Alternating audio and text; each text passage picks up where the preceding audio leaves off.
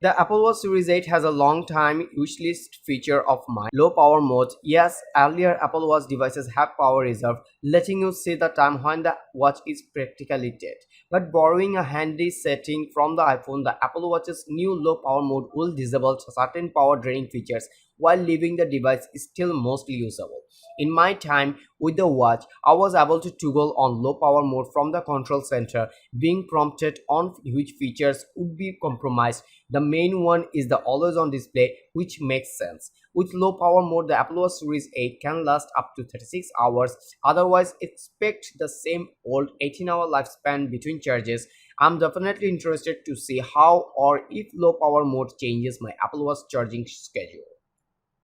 When stationed at the demonstration table with the new Apple Watch devices, the Apple Watch Ultra is the first one I reached for. That's not a knock to the Apple Watch Series 8. I did eventually try it on. The skin temperature sensor, crash detection, and low power mode seem like good additions to the experience. Will they be enough? Stay tuned for a full review of the Apple Watch Series 8.